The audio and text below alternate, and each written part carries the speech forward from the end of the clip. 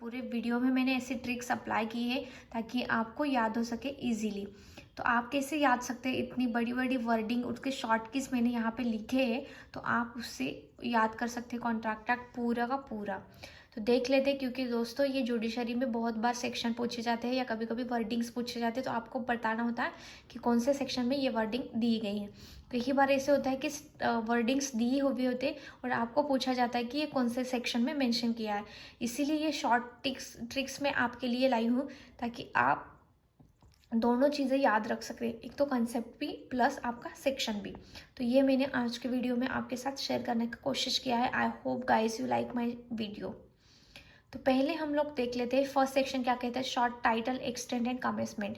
ये एक्ट कैसे लागू होता है, उसका कमेंसमेंट कौन सी ईयर पे है, ये आप याद रख सकते हैं। किसी भी बेयर एक्ट में फर्स्ट जो भी सेक्शन होता है वो यही होता है, इसीलिए आप कभी भी ना भूलना। सेकेंड सेक्शन होता है डेफिनेशन पार्ट, उसको हम लोग बोलते हैं इंटरप्रिटेशन ऑफ क्लॉज। ये किसी भी बेयर एक्ट में सेक्शन 2 बहुत ज़्यादा करके एक डेफिनेशन पार्ट के तौर पे जाना जाता है, इसलिए सेक्शन 2 आपको याद होना चाहिए। इसमें मैंने डेफिनेशन के सब क्लॉजेस लिख दिए। ए में प्रपोजल है। जब एक किसी प्रपोज कर कोई भी पर्सन प्रपोज करता है तो उसे हम लोग एक याद रख सकते हैं कि किसी ने आपको प्रपोज किया है, चाहे वो GF हो, BF हो या मैरिज के लिए हो, कभी भी। तो आपको इमीडिएट सेक्शन याद होना चाहिए कि सेक्शन 2A मतलब होता है प्रपोजल। प्रॉमिस, किसी ने आपको प्रॉमिस किया है तो आपको याद होना, हर एक इस वर्ड में कॉन्ट्रैक्ट एक्ट ऐसा है कि आप चाहे मार्केट में जाओ कहीं पे भी जाओ, कॉन्ट्रैक्ट एक्ट हमेशा रोल प्ले करता है। तो यहाँ पे देख लेते हैं, आपको प्रॉमिस मतलब किसी ने प्रपोजल प्लस प्रपोजल आपने किया, किसी ने एक्सेप्ट कर लिया, तो उसका मतलब हो जाता है प्रॉमिस। तो यहाँ पे आ जाएगा बी। और दोनों पार्टी हमेशा हर जगह होती है, तो दो पार्टी हम लोग कैसे याद रखेंगे, प्रोमिसर एंड प्रोमिसी, वो सी में दिया गया है। ये क्लॉज सब क्लॉजेस 2 के सब सेक्शन 2 के सब क्लॉजेस हैं, ओके याद रखना। कंसिडरेशन, डी का मतलब होता है कंसिडरेशन। यहाँ पे डबल ई करके आप याद रख सकते हैं। ई मीन्स अग्रीमेंट, आप कभी भी अग्रीमेंट किसी के भी साथ करते हो तो अग्रीमेंट का मतलब होता है section E. Then reciprocal promises कभी कभी हम लोग करते हैं जो अपोजिट साइड में हो जाते हैं, उसका एफ करके याद रख सकते हैं। एफ का मतलब कभी कभी आप फॉरगेट भी करते हैं तो उसका मतलब ये भी हो जाता है कि रेसिप्रोकल प्रॉमिस। देन हम जी कैसे याद रखेंगे, जो कॉन्ट्रैक्ट होते हैं, जो भी अग्रीमेंट होते हैं वो नॉट इन्फोर्सेबल बाय लॉ है तो वो हो जाएगा जी। इनफोर्सेबल बाय लॉ है तो वो हो जाएगा एच। और वॉइडेबल है, एक पार्टी के ऊपर उनका इन्फोर्सेबलमेंट है तो उसका ऊपर आ जाए आई। Last one is void. तो आप ऐसे करके डेफिनेशन चुटकी में याद कर सकते हो। देन हमारा थर्ड पार्ट आ जाएगा, चैप्टर 1 में दिया गया है थर्ड पार्ट, मतलब जो हम लोग आज देखने वाले हैं। फर्स्ट चैप्टर चालू होता है अभी कॉन्ट्रैक्ट एक्ट का। यहाँ पे हम लोग वर्डिंग पढ़ लेते पहले। Of the communication, acceptance and revocation of proposal. यहाँ पे 3 वर्ड हमेशा याद रखना, communication, acceptance and revocation and then proposal. तो यहाँ पे पहला सेक्शन कहता है section 3, communication, acceptance and revocation of proposal. ये टाइटल में ही सेक्शन 3 आ जाता है। देन कम्युनिकेशन व्हेन कंप्लीट, आपने कम्युनिकेशन किया है तो वो कब कंप्लीट होगा, सेक्शन 4 दिया गया था। Revocation of proposal and acceptance, अगर आपने प्रपोजल किया है, एक्सेप्ट भी किया है, बट उसका रिवोकेशन कैसे करना है वो सेक्शन 5 कहता है। देन सेक्शन 6 में बताया गया है रिवोकेशन हाउ मेड, कैसे बना जाता है, उसके सब कंडीशन यहाँ पे दी गई है सेक्शन 6 में। एक्सेप्टेंस मस्ट बी एब्सोल्यूट, अगर आपने एक्सेप्टेंस किया है तो वो मस्ट बी एब्सोल्यूट, ये वर्ड आप याद रखें, सेक्शन 7 याद रख सकते हैं। एक्सेप्टेंस बाय परफॉर्मिंग कंडीशंस और रिसीविंग कंसिडरेशन, यहाँ पे कुछ परफॉर्म करना है आपको, रिसीविंग कंडीशन है या कुछ रिसीविंग कंसिडरेशन या परफॉर्मिंग कंडीशन के ऊपर तय किया गया है, तो सेक्शन 8 आप याद रख सकते हैं। Then section 9, promises express and implied, यहाँ पे प्रोमिसेस आपने किए वो कभी कभी एक्सप्रेस भी हो जाएंगे, कभी कभी इम्प्लाइड भी हो जाएंगे, तो इसीलिए सेक्शन 9 आप कभी नहीं भूल सकते, क्योंकि आप हर रोज किसी को प्रॉमिस करते या किसी को प्रोमिसेस करते हो, वो कभी कभी इम्प्लाइड भी हो जाते, कभी कभी एक्सप्रेस भी हो जाते, इसीलिए सेक्शन 9 आप कभी नहीं भूल सकते। देन हमारा आ जाता है चैप्टर 2। चैप्टर 2 में हम लोग देख लेते हैं, यहाँ पे 2 इंपॉर्टेंट चीज़ें हैं मेरे दोस्तों। यहाँ पे बहुत सारे क्वेश्चन बनते हैं जुडिशरी के ऊपर, तो डोंट फॉरगेट दिस चैप्टर, ये बहुत ही इंपॉर्टेंट चैप्टर है। यहाँ पे हम लोग मैंने 2 डिवाइड किए, 2 पार्ट में डिवाइडेशन किया है। फर्स्ट इज वॉइडेबल कॉन्ट्रैक्ट देख लेते हैं, देन वॉइड कॉन्ट्रैक्ट देख लेते हैं। तो आप कैसे याद रख सकते हैं, चुटकी में मैं बताने वाली हूँ। कॉन्ट्रैक्ट 10 क्या कहता है, सॉरी सेक्शन 10 कहता है व्हाट अग्रीमेंट आर कॉन्ट्रैक्ट, कौन से अग्रीमेंट कॉन्ट्रैक्ट हो गए, उसके सारे टर्म्स एंड कंडीशन इसमें दिए गए हैं। सेक्शन 11 कहता है who are competent to contract, यहाँ पे कॉम्पिटेंट टू कॉन्ट्रैक्ट कौन कौन पर्सन है, साउंड माइंड है, मेजर है, नॉट डिस्क्वालीफाइड है, ये इसमें आ जाता है। Section 11 most important section in this contract act. Section 12 कहता है what is the sound mind, sound mind से आप याद रख से, आपका कभी कभी माइंड साउंड होता हो, कभी कभी अनसाउंड हो जाता है किसी से, तो आप याद रख सकते हैं सेक्शन 12।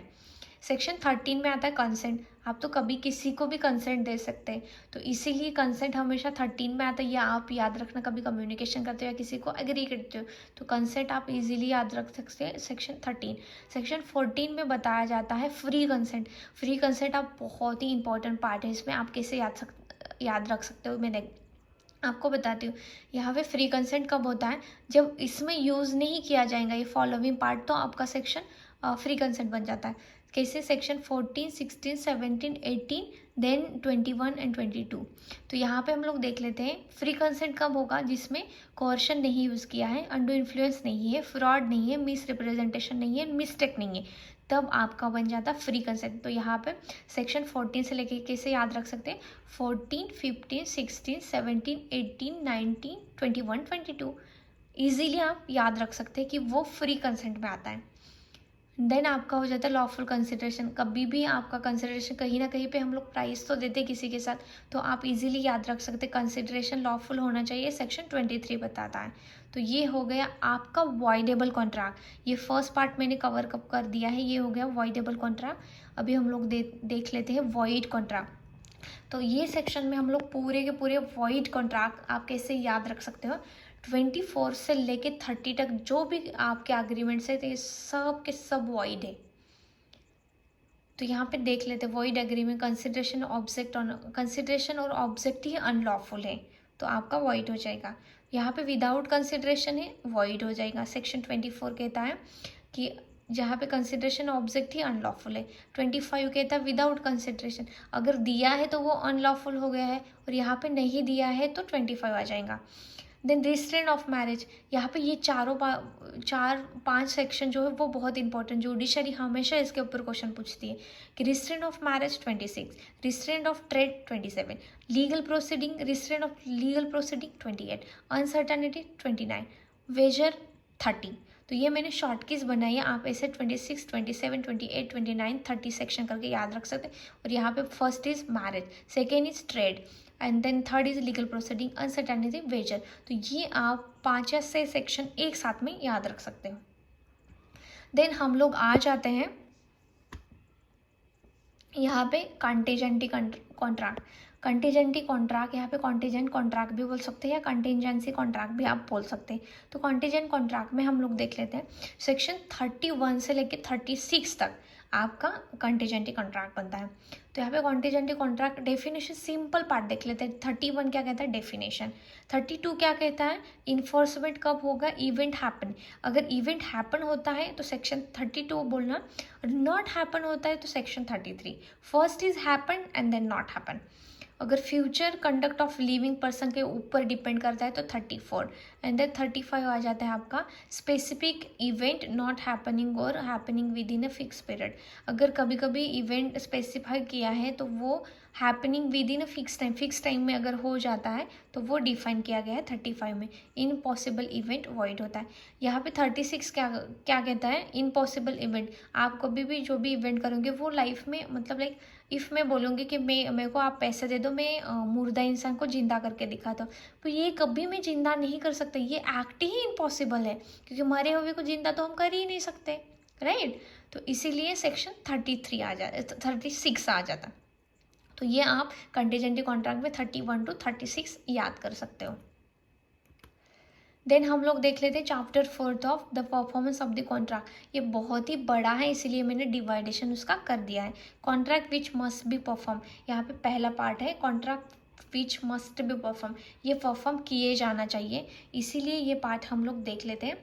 सेक्शन 37 कहता है द ऑब्लिगेशन ऑफ पार्टी, जिसकी भी पार्टीज के ऊपर ऑब्लिगेशन है उन्होंने परफॉर्म करना चाहिए। रिफ्यूजल ऑफ प्रॉमिस, अगर प्रॉमिस ने रिफ्यूज कर दिया तो यहाँ पे परफॉर्मेंस उन्होंने कैसे करना चाहिए वो 38 बताता है। रिफ्यूजल ऑफ द प्रॉमिसर, यहाँ पे प्रॉमिस को रिफ्यूज किया गया, यहाँ पे प्रॉमिसर ने रिफ्यूज कर दिया, तो आप 37 ऑब्लिगेशन देख लेते हैं। 38 रिफ्यूज, यहाँ पे एक वर्ड है वो प्रॉमिस याद रख सकते हैं। 39 आपका प्रॉमिसर याद रख सकते हैं। तो यहाँ पे ऑलरेडी वर्डिंग दी हुई रहती है एग्जाम पे, आपको ऑब्जेक्टिव टाइप ऑफ क्वेश्चन है तो आपको इमीडिएट याद होना चाहिए। 37, 38, 39 क्या दिया गया है, contract which must be perform, कौन से एक्ट परफॉर्म किए ही जाने चाहिए, इसमें ऑब्लिगेशन दिया गया। हम लोग देख लेते हैं अभी, by whom contract must be perform, किसी ने कॉन्ट्रैक्ट परफॉर्म करने चाहिए। बहुत ही इंटरेस्टिंग पॉइंट है दोस्तों, अभी याद चुटकी में याद कर सकते हैं आप। 40 में क्या दिया गया है, parties. Section 41 third parties.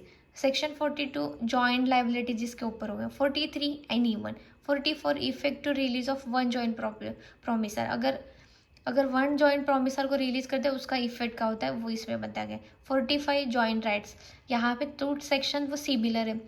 Joint liabilities 42 है और जॉइंट राइट यहाँ पे 45 है, तो आप हमेशा याद रखना, ये इसमें कन्फ्यूजन होने की कोई ज़रूरत नहीं। जब ऑब्जेक्टिव टाइप पूछे जाते हैं तब आप बहुत अच्छे से याद रखना।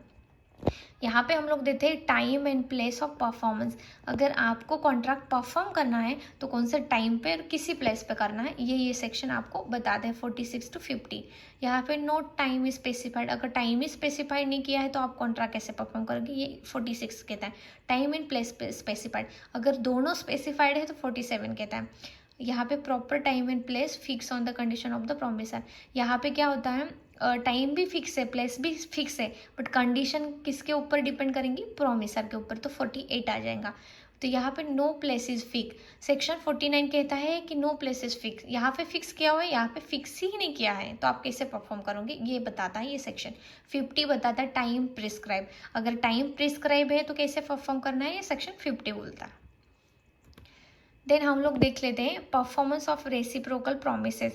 रेसिप्रोकल प्रोमिसेस बहुत ही इंपॉर्टेंट होते हैं, तो उनके 51 to 58 सेक्शन हम लोग देख लेते हैं। 51 क्या कहता है, the promise is not bound to perform, यहाँ पे प्रोमिसर है जो बाउंड ही नहीं करता परफॉर्म करने के लिए। 51 सेक्शन, तो order of performance of reciprocal promise, order में ही परफॉर्म करना है, ऑलरेडी दिया गया है, तो सेक्शन 52 कहता है। वन पार्टी प्रिवेंटिंग अदर्स, अगर एक पार्टी दूसरों को प्रिवेंट कर रही है तो सेक्शन 53। यहाँ पे effect of default as to that promise which should be first perform, यहाँ पे कभी कभी डिफॉल्ट पार्टी है उसे ने फर्स्ट रेसिप्रोकल प्रॉमिस परफॉर्म करना है, इसीलिए सेक्शन 54 दिया गया है।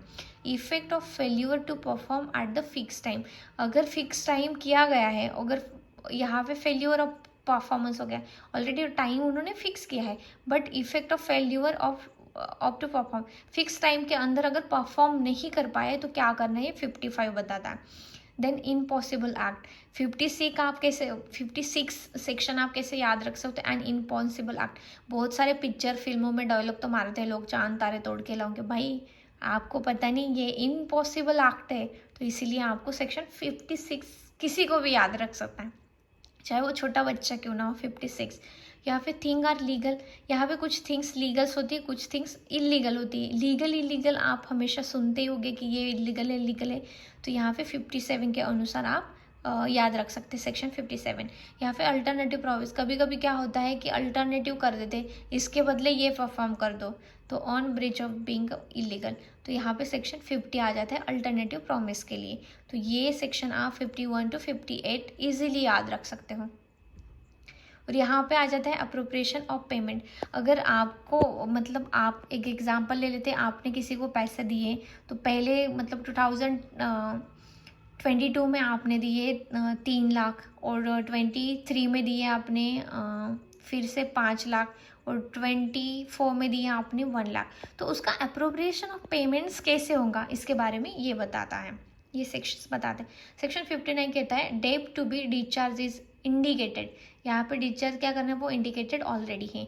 यहाँ पे debt to be discharge is not indicated, यहाँ पे इंडिकेटेड है, यहाँ पे नॉट इंडिकेटेड है। सेक्शन 61 कहता है वेयर नाइदर पार्टी अप्रोप्रिएट, दोनों ही पार्टी अप्रोप्रिएट नहीं है अप्रोप्रिएशन ऑफ पेमेंट्स के लिए, तो यहाँ पे 61 आ जाता है। तो ये 3 सेक्शन आप बहुत अच्छे से अप्रोप्रिएशन ऑफ पेमेंट के लिए 56, 60, 61। देन हम लोग आ जाते हैं contract which need not be perform. भाई कोई कॉन्ट्रैक्ट ऐसे होते हैं कि जो परफॉर्म करने की ज़रूरत ही नहीं होती, तो इसके लिए ये सेक्शन इतने ईजी से याद रख सकते हो। 66 क्या कहते हैं, इनोवेशन कर दिया है, कभी रिसेशन हो गया या अल्टरनेशन कर दिया तो वो परफॉर्म करने की ज़रूरत नहीं होगी। यहाँ पे डिस्पेंस कर दिया, खुद ही मना कर दिया प्रोमिसी ने, तो यहाँ पे 63 आ जाता है। इक्विटी ऑफ वॉइडेबल कॉन्ट्रैक्ट, यहाँ पे दोनों सेक्शन आप याद रखें। पहला सेक्शन बोलते हैं सेक्शन 64 इक्विटी ऑफ वॉइडेबल, और यहाँ पे 65 बोलते हैं equity of void. Then section 63 mode of communicating revocation. आपने मोड ऑफ, यहाँ पे सेक्शन 6 में हमने देखा है रिवोकेशन के मोड्स क्या होने चाहिए, तो उसमें जो मोड्स दिए गए हैं वो परफॉर्म की मोड, अगर आपको परफॉर्मेंस रिवोक करना है तो मोड ऑफ कम्युनिकेशन और रिवोकेशन ऑफ परफॉर्मेंस आप सेम कर सकते हो, जैसे कि ऑफर और एक्सेप्टेंस का कर सकते हो, तो इसीलिए आपको 66 याद हो जाए। देन सेक्शन 67 देख लेते हैं, निगलेक्ट ऑफ प्रॉमिस। किसी ने निगलेक्ट, प्रॉमिसी ने निगलेक्ट कर दिया तो वो परफॉर्म करने की जरूरत नहीं प्रॉमिसर। ये हो गया सेक्शन 67। अभी हम लोगों के पास थोड़े से ही सेक्शन बचे हैं और, तो इतने मिनट में हम लोग याद कर सकते हैं।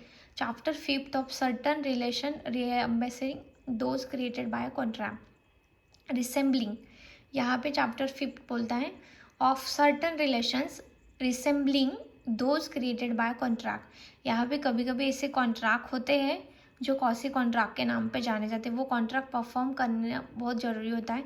कभी कभी ये कॉन्ट्रैक्ट होते ही नहीं, एक्चुअली में कॉन्ट्रैक्ट नहीं होते, बट आपको परफॉर्मेंस करना पड़ता है। यहाँ पे कब होता है, सेक्शन 68 कहता है नेसेसरीज। अगर आपने कुछ नेसेसरीज थिंग्स एक्सेप्ट किए तो आपको परफॉर्म करना, मतलब रिसेंबलिंग करना पड़ेगा। यहाँ पे सेक्शन 69 करता है रीएम्बर्समेंट। अगर आपने यूज़ कर लिया तो उसको रीएम्बर्समेंट आपको देना पड़ेगा। सेक्शन 70 कहता है the benefit of the non gratuitous act. अगर आपने नॉन ग्रेटिट्यूड्स के बेनिफिट लिए तो आपको पे करना पड़ेगा। एंड दिस 71 कहता है फाइंडर ऑफ गुड। ये बहुत ही इंपॉर्टेंट है section 71, finders of good.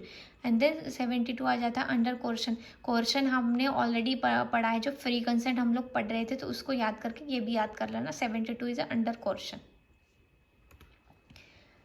Then हमारा बहुत ही इंपॉर्टेंट एंड लास्ट चैप्टर आ जाता है my dear friend, chapter 6 of the consequences of breach of contract. अगर आपने ब्रीच ऑफ कॉन्ट्रैक्ट किया तो उसके कॉन्सिक्वेंसेस क्या होंगे ये इस सेक्शंस में बताया है। This is the last chapter in contract act first. Section 73 compensation for loss और damages caused by breach of contract. अगर ब्रीच ऑफ कॉन्ट्रैक्ट किया तो उसके कॉम्पनसेशन क्या होंगे, लॉस ऑफ डैमेजेस क्या होगा, 73 कहता है। Then compensation for breach of contract where penalty stipulated. अगर पेनाल्टी स्टिपुलेटेड है तो उसमें क्या होगा, ये 74 बताता है। Party rightfully rescinding contract entitled to the compensation. Party के पास राइट है कि आप उसके कॉम्पनसेशन फिक्स कर सकते हो, 75। सो गाइस हमने 18 मिनट में 75 सेक्शंस कैसे याद करना है वो सीख लिए। I hope guys you like my video and please share to others as well. Thank you so much guys.